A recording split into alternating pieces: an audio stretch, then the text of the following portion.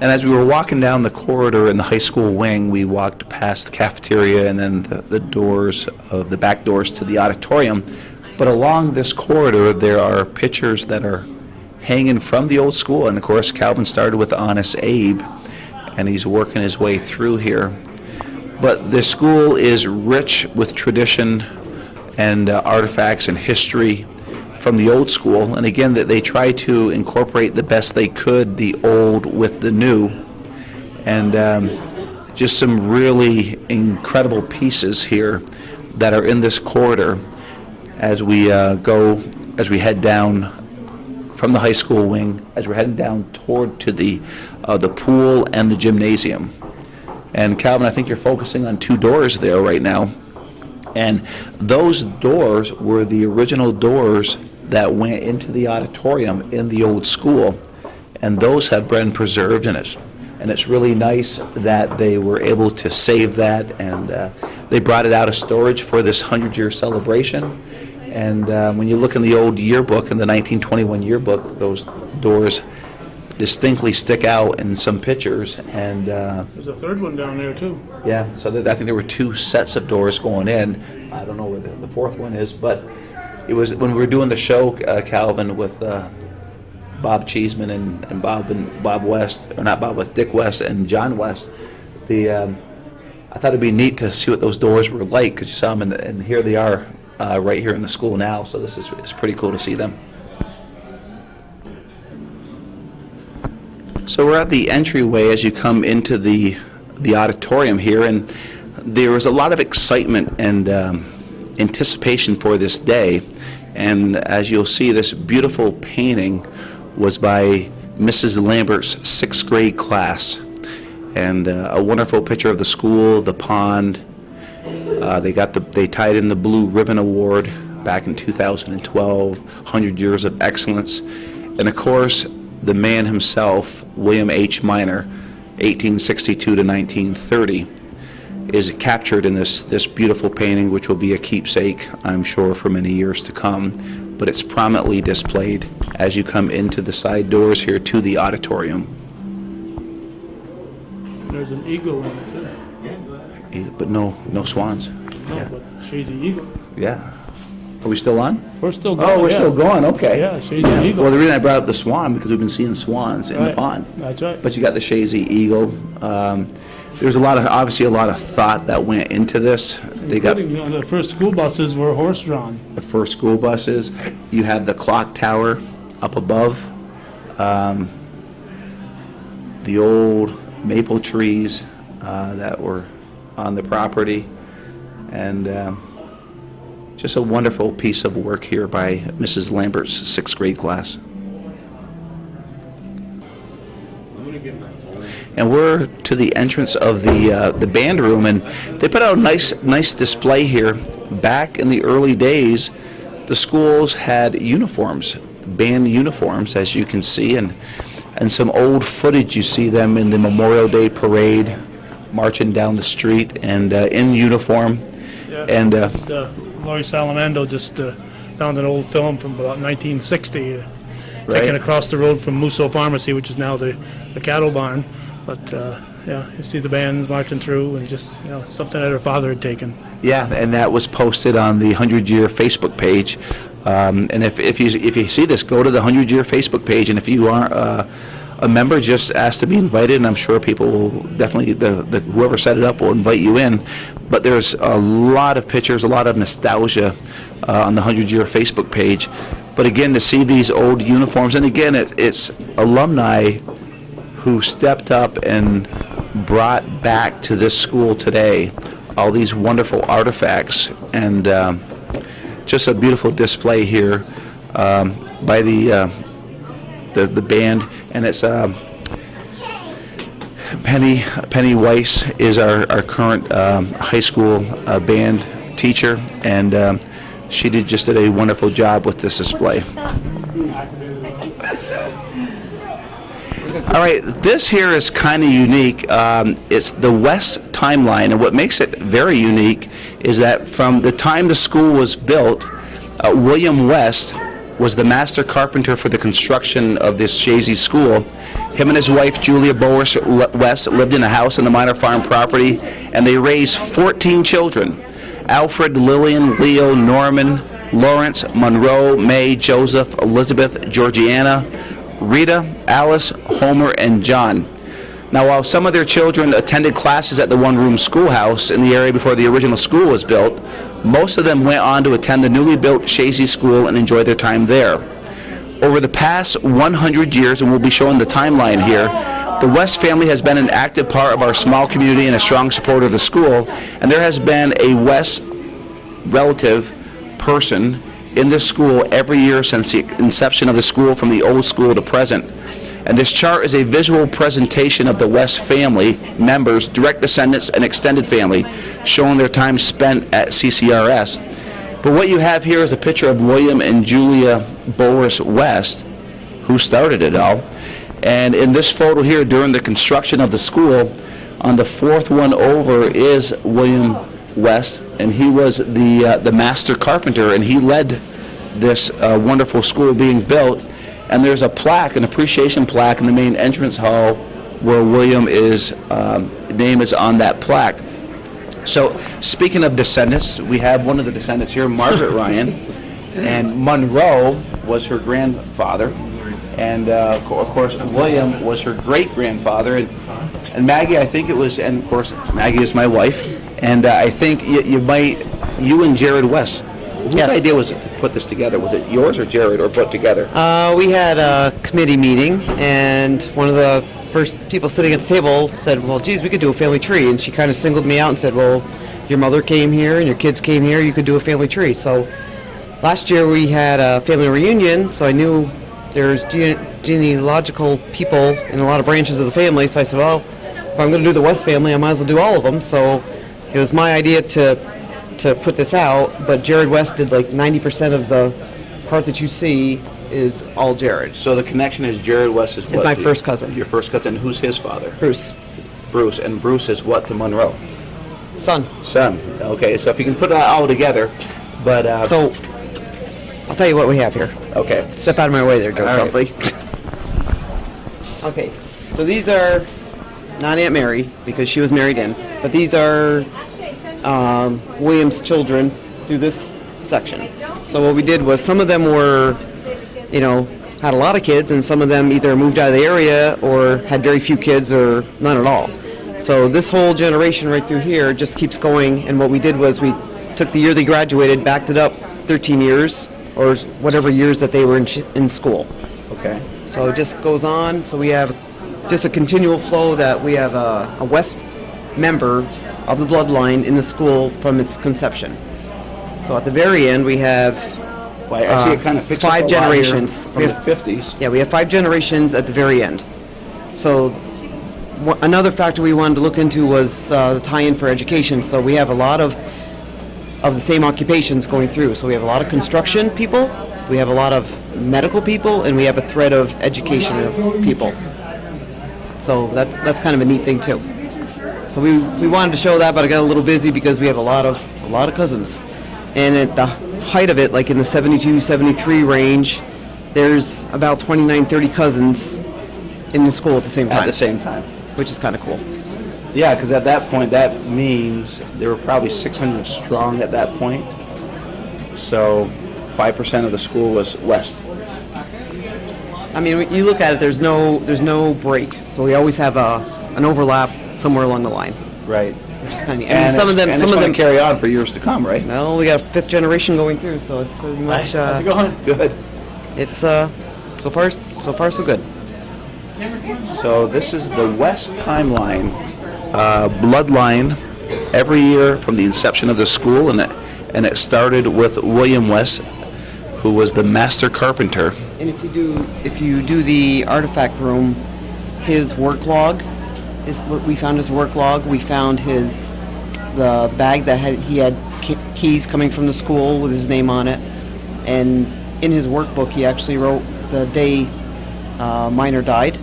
Was it April 1930? Yep. So that's all written down. Or March. It's in one of the glass cases. March 1930. So yeah, that was, to have that all from that period of time to be still available and captured is truly remarkable. So, again, the west timeline, we're going to be moving into the auditorium, or the gymnasium, where there is a ton of sports memorabilia. And we've made it into the pool, the newly constructed pool. And on the far side, there are two statues that were in the old school, and there were two pools back then, a girls' pool and a boys' pool. And a few years back, we were having maintenance issues, and it was decided by the board to shut the pool down. And it was very clear from the public that it was very important that this pool be brought back up again. And in our last construction project, we definitely factored that in, and the taxpayers overwhelmingly supported it because the pool and Chazy Central Rural School have a rich history with William H. Minor and the old school. So this is the recent work that was done. Feel free to come in, people. This is the recent work that was done, and the pool is now officially open, and it will be used more and more for the community. They're working on timelines and events to get the taxpayers back in here more often than it was before. And, you know, we got a lifeguard here. We have a senior, Gage Duquette, and Gage is waving to the crowd, and he just wants to make sure nobody jumps into the pool and drowns here. But he's a licensed lifeguard, and Gage is here as a senior, putting his time in here on this 100-year celebration. And Gage is an accomplished runner, an accomplished soccer player, and we're going deep into the playoffs right now, and that brings a smile to his face. A big game coming up against the Griffins on Monday, and looking forward to that. So, again, the modern pool here in the newer school at Chazy Central. Yeah, that was, So, you know what's kind of neat about this celebration as the people are pouring in here, you never know who's going to come through the door, and we're very lucky to have Mr. Kevin Mulligan, and we showed you the board of the superintendents through the illustrious 100-year career here. Kevin Mulligan, you are a superintendent from what time frame? I was superintendent from 2010 to 2005 to 2010, and I served just merely 1/20th of the 100 years of excellence. But you were part of that 100 years of excellence, Yeah, and yeah. you know, as a superintendent, of course, you had taught at going back to the Catholic schools, if I'm not mistaken. Then Yep. you went to Northern Adirondack, and then as an administrator to Northeastern Clinton. Yep. And then you came here as a superintendent. I know your children have all gone through here. So you saw that, and then now you came in as superintendent. What is your thoughts as to what makes the school so special? Because you were in these halls. Well, you know, the fact that you're right, in the North Country, I did start out at Mount Assumption Institute, which is a great school of learning. And then I left teaching for 4 years and worked for the federal government. And then I went to NAC and then Northeastern and then here. Northeastern, Northern Adirondack are centralized schools that converged with a number of towns. Chazy is a community school, and that probably, in and of itself, is largely determinant of how the students handle themselves and all the history that this school has. You couldn't have something like this at a centralized school, but you can have it at a community school. All the Wests and Trombleys that go back to when William H. Minor was, in fact, the president of the board Just did that timeline. of education at that time. And the Trombleys, by the way, were spelled L-Y. Yeah, no, they missed the East. Yeah, End I along the know, way. I know. We've always had that debate, as you all know. But it's really that. One thing that I noticed when I got here is that very seldom do the kids not tell the truth. When you caught them at something, they willingly accepted it and admitted their guilt, for the most part. I wouldn't say it was 100%, but I would say it was probably about 95%. And that, you know, that made the job for me as far as the disciplinarian much easier.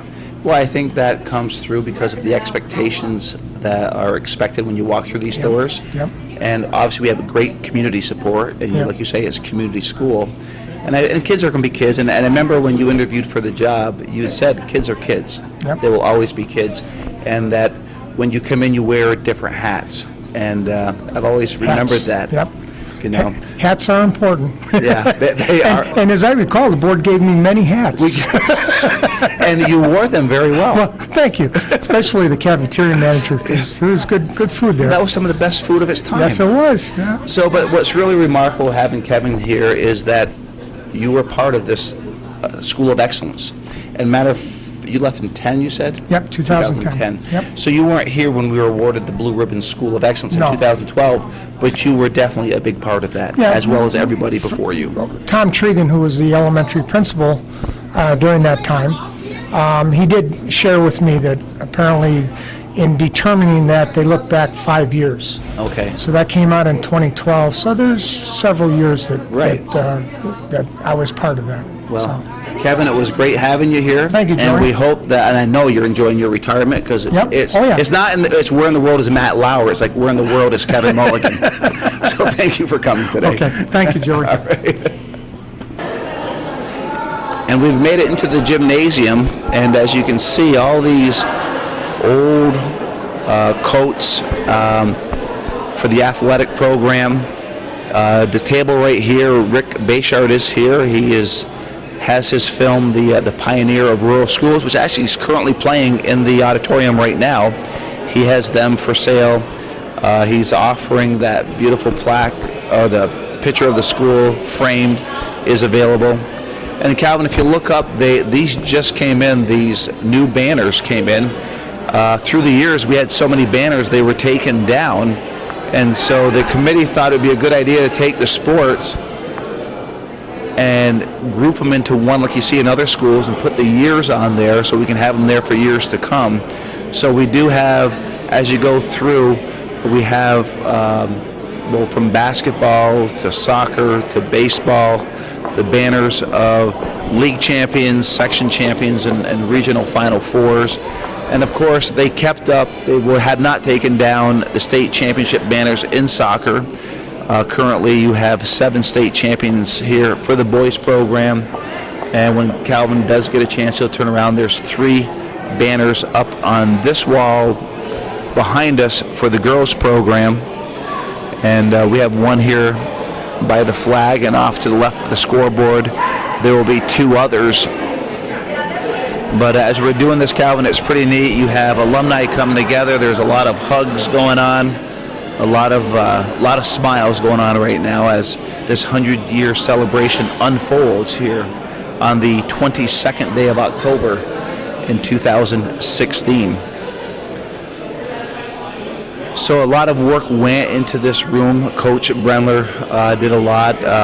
Judy Bayshard, who was the gym teacher here for many, many years, is here. Matter of fact, we might even get Judy on film here. She's here taking pictures with past students, and which is kind of neat.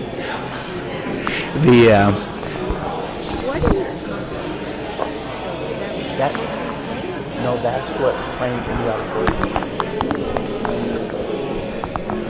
Looks like George has some old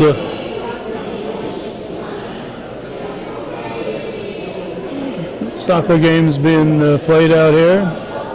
That looks like field hockey. I'll have to find out who owns those films and maybe share them with the world here.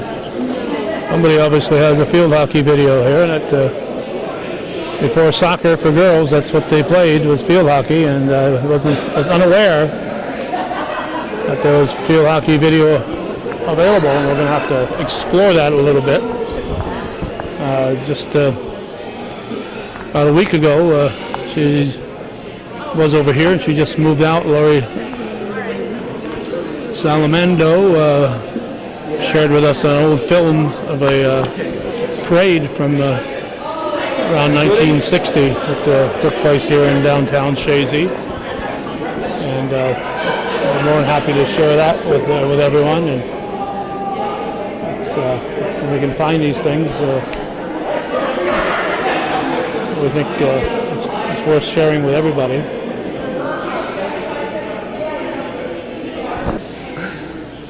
Well, what a wonderful treat. We have Judy Bayshard here, and Judy, you're like George Bremler. You're an icon here in Chazy and the sports program and the gym program that you had here. What years did you work here? I started in September of 1975 to June of 2007, 32 years. You were 32 years Yes, here. yep. And you coach, I think, every sport, didn't you? Yes, my several years at the beginning, 1975, probably through the 90s, early 90s, I coached pretty much every sport. Field hockey, we started field hockey for 4 years, went to soccer. Then we did basketball and as well as softball. And then we switched from field hockey to soccer. And then we added a volleyball, but then it was only 3 years because we didn't have feeder programs, so that's Right. why. And then we started feeder So what year did programs. the soccer, was it 80 that soccer came? Soccer came in, yes. So It would be. 79 was the last year of field hockey. Yes, yep. So, I mean, you're going from field hockey to soccer. Soccer. How was that transition? Well, what happened, Chris Lauren, one of the students, loved to play soccer. Her brothers are so soccer-minded. The state allowed her to play on the boys' team. Right. So and then the girls, we told the girls ahead of time, we wanted to finish a 4-year span. At least the students in high school had the opportunity to finish their years of playing that sport. It was only fair to them. So then the girls that were planning on playing soccer started playing a little bit, and I would go and help them out before they actually came. And so that's how they did Well, it. because it was in the 80s. You made it to a championship, a state championship game, didn't you? Right, 1984. So okay. 4 years into the program, yeah. You took it to a state State championship. championship, yes. That was incredible. Yeah, I know. I think I had great athletes, and they didn't have that opportunity when they were in elementary school, and they just gave their all. So they were really good. They worked together really well. Yeah. And I know you had the core committee, but you kind of got involved toward the end here to help with this celebration. Yes. And I know you guys did a lot last night to Yes, get this yes, prepared to yeah. what we see today. And the video that's playing for field hockey, is that your video? Yes, that's my video. Yes. Okay. I know Yes. Calvin wants to talk to you Yeah. about probably getting that on his site. Oh, okay. Sure. That's, Yes, it's a video of the early 70s, the first years. I think there's two of them involved. So it's been like 76 and 77 are probably, because in 75 we were just starting out. We did play some games, but we went, and actually we went to the final. We got a sectional title too as well. In field hockey? In field hockey. We lost our league title to Peru 2-1, and then we went to sectionals with Beatmantown and lost and tied co-champs because there was no states, so you didn't need a winner. Okay. So it tied 1-1. So That was wow. against Beatmantown because we only played in the CVAC because there was MVAC were playing soccer. Right, at See, that time. At So you're playing those bigger schools. Yes. Wow, I mean, Yeah. that was a big difference. Yeah, it was a big difference, Sure. but back good then. athletes then, too? Oh yeah, it was incredible. I think they're so appreciative, and they came. The people I was just talking to were from those years, so Mm-hmm. it was nice.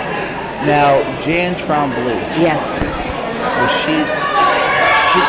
did you ever have her? Or No, actually, Jan graduated in June. I started in September of '75. Okay. So, but we were neighbors, so we'd always play together, and she just had natural ability, and so she had to leave here at Chazy for a year to go to Canada to play basketball. Yeah, 'cause she had a very distinguished career at Old Correct. Dominion. In Dominion, yes, And then got yes. an Yeah. Olympic medal? Did she Yes, went to the so we Olympics went for water polo handball. or Handball. She went for a handball. Yeah. Yes. And she made the Olympic yes. team doing that. She's here today too. No, she is yes. there. Yeah. We'll probably get her on film Yeah, here. so she did. And she had basketball, but they at that time I think she had an injury, or they didn't have the Olympics. And then she ended up the next 4 year after that playing handball. Right. Starting out, it was a new sport, so she wanted to get involved. And of course, we're celebrating 100 years of excellence, Yes. as we call it here in Chazy. And Yeah. for 32 years, Judy, you were part of that. Oh yeah, And when you think about that, it's exactly. pretty special, isn't it? Oh yeah, it is. It's like one big family here, Chazy. So, you see generations after generations. So that's what it's all about, working together. It is. Yes. Now, It's so good. Judy Bayshard, 32 years was the gym teacher here. Girls, Yeah, right? girls physical education teacher, yeah. and coach of many, many sports, Yeah. and a very distinguished career here in Chazy, and it's great to have you back for the celebration. Oh, thank you so much, Joe. You're welcome. Bye-bye. And we're very fortunate today to have a very special guest, Jan Trombley, an alumni back in the 70s. What year did you graduate? I graduated in 1975 from this wonderful school. Wonderful school, and you've had a very distinguished career in basketball. I think it's well documented. You went to Old Dominion. I left here and went to school into Canada for a few years and transferred into Old Dominion University and won a couple national championships down there, so I had a grand time. So, and then, of course, if people don't know this, you were also an Olympian. 1984, I played in Los Angeles, and I played in team handball. Team handball, and how did you do back in the Olympics? Well, it's interesting with team handball because it's not a real popular sport over here in the States, but it's the second most popular sport in the world, with soccer being number one. We would go to Europe and play in front of 25,000 people, but you come over here and people didn't really realize what it was. Mm-hmm. But the reason I got into handball, you're on like an extended basketball court with like a field hockey net at each end, and you're throwing the ball into the net instead of kicking it like soccer. Right. So I got involved in that. They tried me out as an athlete, and what was nice about handball, and the reason I went that way, it was a team that needed experience, and we traveled around the world for 2 or 3 years. So I would go to Asia 3 or 4 months, we'd come back for a month, we'd go to Europe 3 or 4 months, and so all the travel I went around the world 3 or 4 times, and that prepared us to go into the '84 Olympics. Now, when we entered the '84 Olympics, we were really seated last because we were the rookies. We were Was the first year in the Olympics? It wasn't. '76 was the first year for handball, but it was new for us. Okay. And it came down to a bronze medal. We lost to Germany 18-17. If we would have tied them, we would have had a bronze medal. But what's interesting about that, Joey, when we would go to Germany, they wouldn't play us. It would be like Chazy playing Plattsburgh State. Really? Plattsburgh wouldn't play us. Really? You see what I'm saying? Yeah, we were that's that bad. But after the '80 Olympics, when hockey did so well, everybody had a dream of playing. Right. So when we went in there, we knew there was no boundaries. Wow. And we lost by 1 point. 1 point for the bronze medal. For the bronze medal. And to tell you, handball in the United States, we've never won another game since the '84 Olympics. Wow. It is just a tough game for us to get started because basketball is so big here. Sure. So what got you from basketball to handball? It's just, like I said, it's just a sport that traveled year round, and because I had already finished at Old Dominion, and if you weren't playing at that time, you weren't in your peak condition. Sure. You weren't competitive. You need to be game ready. Well, when I picked a sport that traveled all the time, it was great. So, did you find, like, from basketball, did you find a hard transition? I mean, because now we're throwing the ball, but yeah. Here's where the correlation came in. Is dribbling, there's throwing, there's picks, you're setting up an offense. So if you have a net at one end, like a field hockey net, and the defense sets up on there's a line there, the defense sets up, and it's our job to come in and set a pick, get an offense moving, but right. There was a lot of correlation between the two sports. So handball looks for basketball players. We're looking for height, we're looking for somebody physical. Right. So it wasn't a hard transition for you? No, it wasn't at all. No, well, and Jan they talked about this earlier, Kevin Mulligan, she's L-Y, I'm L-E-Y, so I always have a lot of fun with your cousins about, did they miss the letter, or am I unfortunate to have the E in my name? It was fun. It's fun coming back because I hear a lot about that, but we're the ones without the E. You are the ones without the E, so it's great. But You might know who her father is. Well, yeah, tell us who your dad was. My dad was Russell Trombley. Unfortunately, we lost him a year ago. Yes. But I got to tell you, the athletic background he had with all his brothers, and we always grew up at the Cedars or playing volleyball, and my cousins are all athletic. I mean, even last year during my father's funeral, we talked about who is the most athletic Trombley that's out there. And, I have cousins like Bobby and Jimmy and right. Jeff, and we've got terrific athletes in our you do. So Absolutely. really, with somebody that came through Chazy, I mean, we never had sports for girls when I played. That's right. Mrs. Tom retired when I left, and thank God Judy Bayshard came in and really carried on a tradition. Right. But because of my cousins and my brothers and sister, everybody was so athletic. I mean, really, I'm a skier. My parents started us skiing young. I'm a skier. And then everything else kind of fell in place because we had so many people to play against in our own family. So you're playing against boys all the time? All the time. When I first went to my first basketball camp and I played against Casey Jones, didn't know who Casey Jones was. Right. And then I ended up walking out of that camp, most valuable player, and I never played in a game yet. Wow. Yeah. What a treat that was. So it's nice having a huge family to play against. And you would not remember this story, but it's a story I heard. You were at Northeastern Clinton behind the school one day, shooting baskets, and this player back in the 70s, probably early 80s, John Hamline. And Calvin will know who John Hamline is. And he was a big, tall guy, and he thought I'd play this girl in basketball. And you kicked his butt all over the place, and he's going, who was this girl that just took me to school on the basketball court? But that's the story that I was told years ago. I don't know if you ever remember that, but you took a Northeastern boy down. Love it. Love it. I think it's great, and I think it's great. I mean, I've seen so many faces show up today, and just the smiles and the hugs and just the celebration of what the school means. You know, and I say this frequently, I now live in Virginia Beach, and I've made a career down there, but it's not home. This is home. And I tell everybody up here, I can come into this community, stop at anybody's house if I need help, if I need a favor. And although I've been down in Virginia for the last 25 years, that sense of community isn't there. You can't teach that. What we have up here is so special. Right, and to think that you were part of that 100 year of excellence. Love it. Yeah. Love it. Well, welcome back, and thanks for doing the interview. Thanks, Joey. You're awesome. Thanks. Appreciate it. Thank you. You bet. Thanks, Hal. And we're with no stranger to the hometown cable camera. We're with Coach Brendler. And Coach, I know we did the piece with you at the other teachers before, but today is the day of the event, the 100-year celebration. And what you guys have put together in the last day has been absolutely incredible. Well, apparently the committee that planned had very great ideas, and I just had a little part of it. I really didn't know what else was going on, but I have to give credit to all those alumni that are involved in this. And with the Facebook and you guys doing the tapes, I think a lot of interest was generated. In fact, today I was a little surprised that we didn't have a larger mention of it in the paper, the newspaper. But people are here, as you see, all these. Nicest thing about this is bringing back the old timers and trying to tie the old school with the new school, as we covered in our tape. And some people may not have seen that.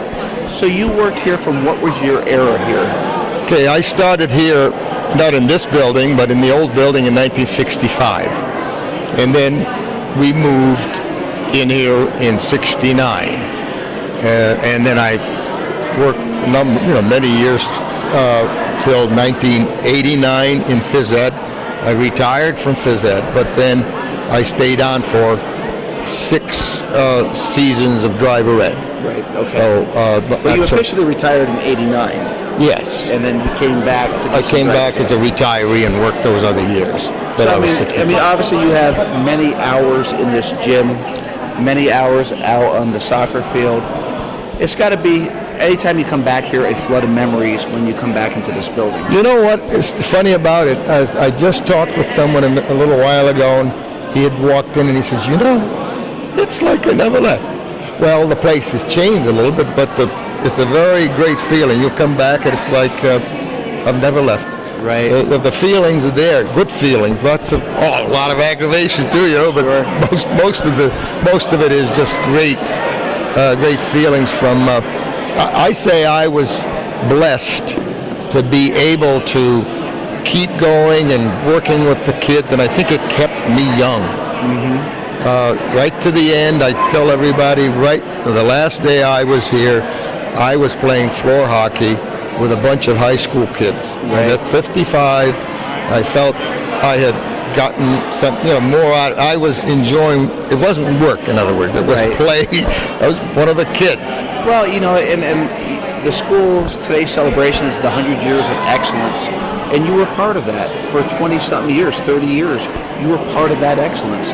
And when you can sit back and I would think and just really reflect on that, it's got to be a really nice feeling. Yes, it is. I think one of the things that a lot of local people now have come to accept the fact that we have done well, and it's just expected that, especially with the sports program, the soccer program, that it's just going to happen. Well, we're very fortunate to have had a foundation. I came in, and there was a foundation already that was good soccer. Now, where did these guys come from? We didn't have an athletic program until '53 at all. Other schools in the county had. So I was fortunate to come into something that had started already with success. But I'm not going to take a lot of credit for it, but I can say that I was part of it. I'm very pleased to have promoted the excellence that we have. The educational part is forgotten that I felt strongly about.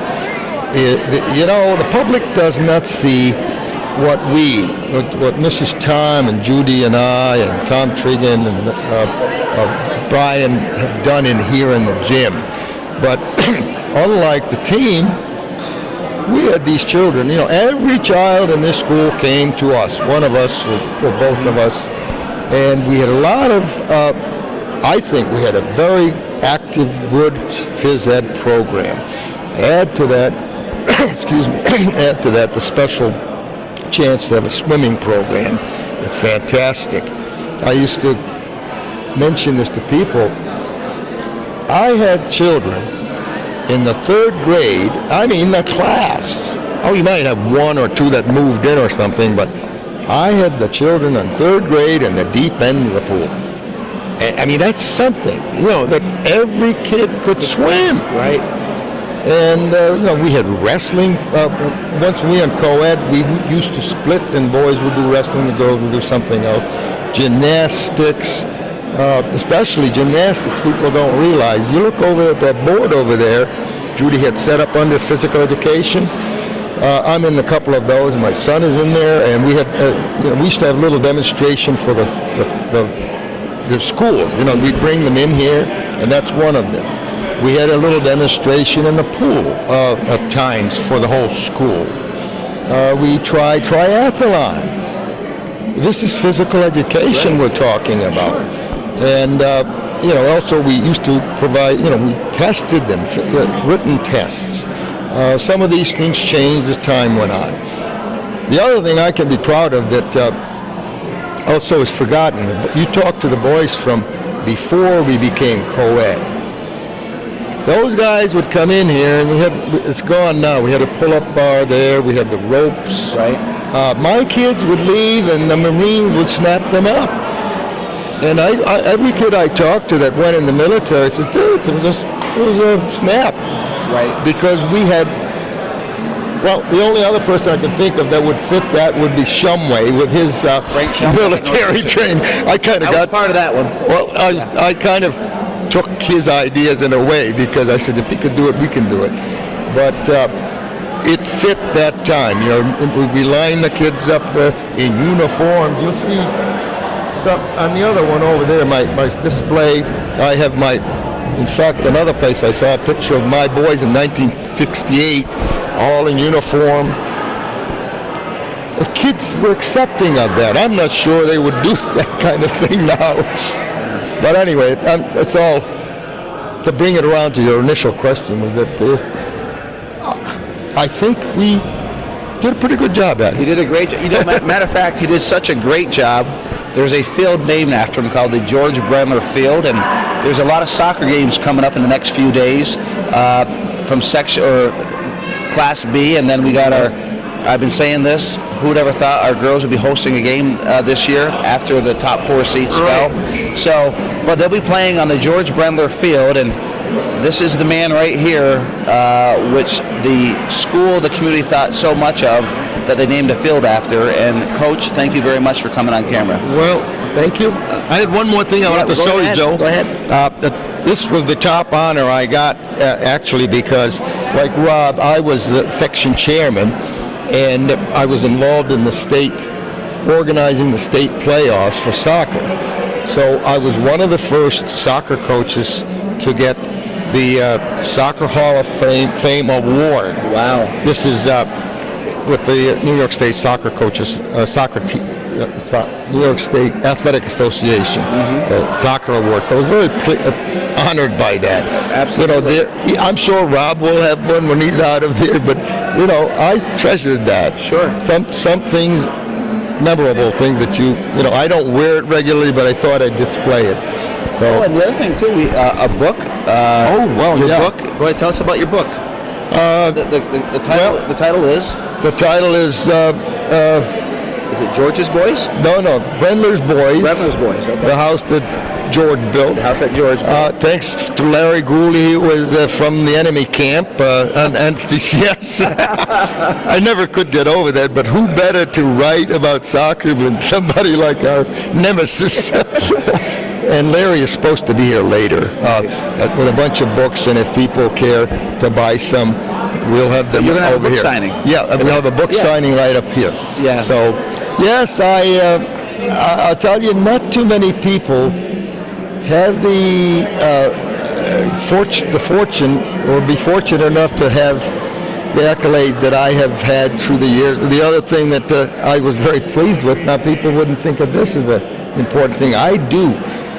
The Officials Association gives an award in my honor for Sportsmanship Award. Oh, wow. Yeah, for ever since, back before I retired.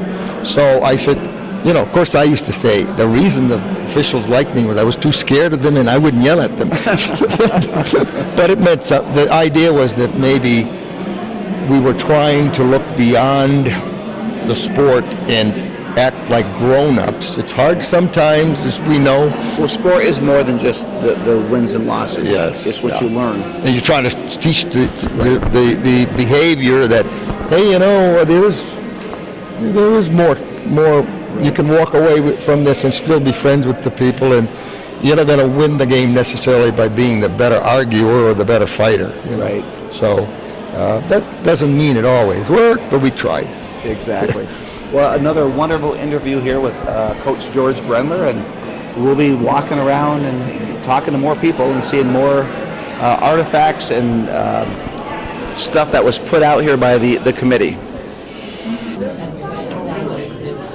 Okay, now we're down the elementary wing of the school, and above the doors that go into the cafeteria, it says from humble beginnings to 100 years of excellence. And they're going by decades from the time the school started at 16, then we got the 20s and 30s, all the way to 2010. And so we had 1916, 1920s, and they, on top, Calvin, they put down what was going on during that time. The first Olympic Winter Games were in France back in 1924. The first Miss America pageant, 1921. The right to vote for a woman, the 19th Amendment, back in the 1920s, August 18th, 1920 to be exact. So they have timelines, pictures from that era, and as Calvin's focusing on the 30s and 40s, a lot of people going down this hall, and as I'm speaking, a lot of people are watching the movie Pioneer of Rural Schools by Rick Bayshard that's currently playing in the auditorium right now.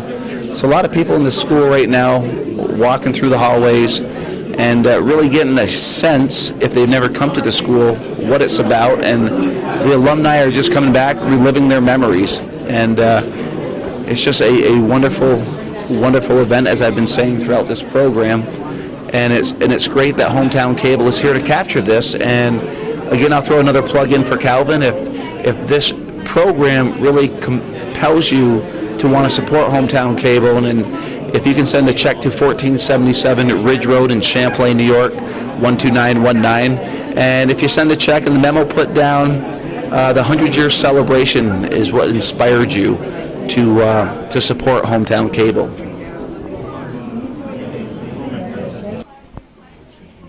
And as we go through this 100 years of excellence, you never know who you're going to see in the hallways. And we have Mr. Mark Henry, current town supervisor, but board member for how many years here in Chazy? 13 years. 13 years, and you were board president for many of those. I was board president for 8 of those 13 years. 13 years. So you did not go to school here, but all your children went to school here. Yes, I did. I had two children graduated from here, Kristen and Michael, both graduated from Chazy, started at kindergarten and made it all the way through, and I was not fortunate enough to Well, and of graduate course, from- this is the celebration of 100 years of excellence, and you were part of that, being on the board for 13 years. And what is, you were a student here, but what is your take? Why is this a school of excellence? What makes this school so special, in your own words?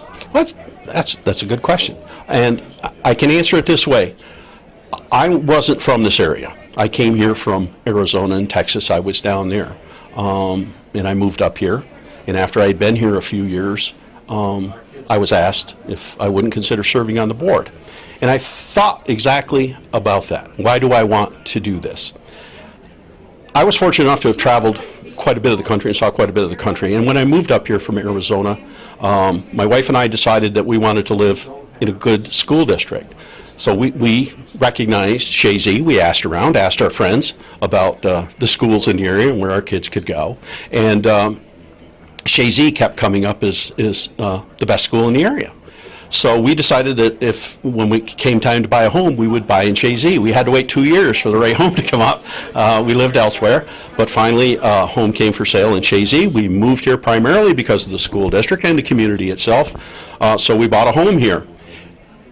I think you get a different perspective when you come to this area, when you come to this school district from the outside, than even the folks who went to school here. I don't say that the folks that went to school here from kindergarten to 12th take it for granted. They don't. But it's the way it is. They grew up that way. This is just the way the school is. It's always been a school of excellence. When you look at it from the outside, as my wife and I did, and you compare it to other schools that you're aware of, you realize what a little jewel this school is. So when I was asked to serve on the board, I was more than happy to do so. I was hopeful that I could contribute in some way. Hopefully we did as a board, and that's what I see about the school from an outside perspective. I don't take it for granted. I realize the hard work that goes into it, and not just for a year, for an extended period of time, that tends to set this school above many of the other schools, not only in the area but in the state. Well, Mark Henry, when we looked at that board, was one of the only 25 school board presidents in the 100-year history. Oh, is that right? I didn't know that. Yeah. So you're one of the 25, and Was I the best one? you were very, very Oh, good. okay, good. Very, very Oh, good. okay. I would, well, You're I right would say up. you were very good. Very, very good. I don't want to diss any other board president that I served under, but you handled yourself very, very well. And actually, I learned a lot from Mark as being the current school board president. But Mark is part of the 100 years of excellence of this school, served at a different level, at the school board level, and of course it takes many people for this to become a school of excellence, from the administrators to the teachers to the community to every person that is employed here. Everybody has a stake in maintaining the vision of William H. Minor, and Mark Henry, you just happen to be one of those people, so thank you. Well, you're welcome, and you're absolutely right, and I'm glad you touched on that. It is a team effort, from the administrators to the board to the teachers to the parents to the students themselves. That's what makes this school run the way that it does. And I think you can see there's been a common theme here throughout this program up to this point. There'll be a second part of this program, which will be the actual formal presentation in the auditorium. But Calvin, do you want me to wrap it up at this point? And so this has been I'd call it a hometown story classic. It's 100 years in the making for this production here, to showcase what this little jewel of Chazy this school is in this community. We talked about the old building, which was a jewel in 1916. For various reasons, it had to come down in 1969. This was the jewel of the time. It was a brand new school at that time. And like I said earlier, buildings are buildings, and they have a nice aesthetic look to them. But what happens in these buildings is what happens inside these hallways. And it's like Mark touched on, it's a team effort. And that is why Chazy, for the past 100 years, has been a school of excellence.